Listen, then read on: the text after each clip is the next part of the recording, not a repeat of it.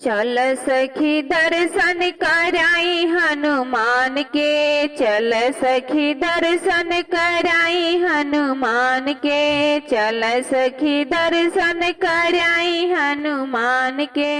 कौन पोशाक हवे राम लखन के, कौन पोशाक हवे राम लखन के, कौन पोशाक हवे राम लखन के, कौन पोशाक हवे वीर हनुमान के, कौन पोशाक हवे वीर हनुमान के। चल सखी दर्शन कराई हनुमान के, चल सखी दर्शन कराई हनुमान के, चल सखी दर्शन कराई हनुमान के। पियर पोशाक हवे राम लखन के, पियर पोशाक हवे राम लखन के, पियर पोशाक हवे राम लखन के। लाल लंगोटा हवे वीर हनुमान के, लाल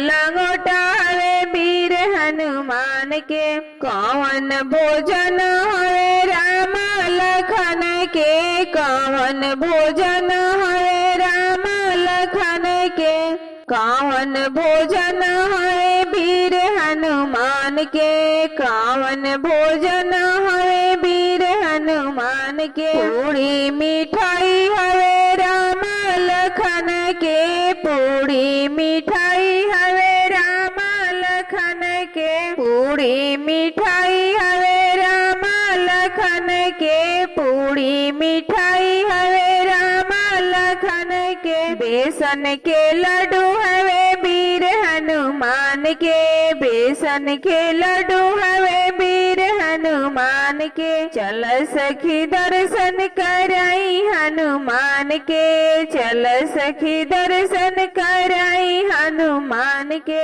चल सखी दर्शन कराई हनुमान के।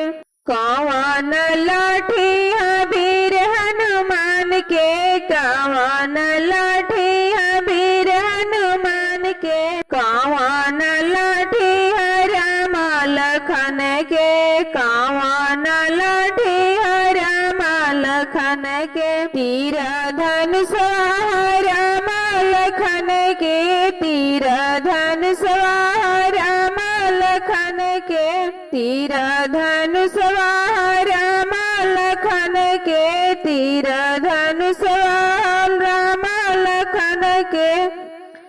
ए सखी गदा हवे हनुमान के, ए सखी गदा हवे हनुमान के। चल सखी दर्शन कराई हनुमान के, चल सखी दर्शन कराई हनुमान के। कौन खराऊ हवे राम लखन के, कौन खराऊ हवे राम लखन के, कौन खराऊ हवे वीर हनुमान के, कौन खराऊ हवे वीर हनुमान के। आम खराऊ हवे राम लखन के, आम खराऊ हवे राम लखन के।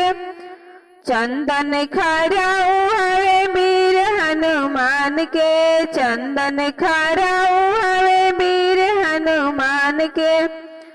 चल सखी दर्शन कराई हनुमान के, चल सखी दर्शन कराई हनुमान के, चल सखी दर्शन कराई हनुमान के।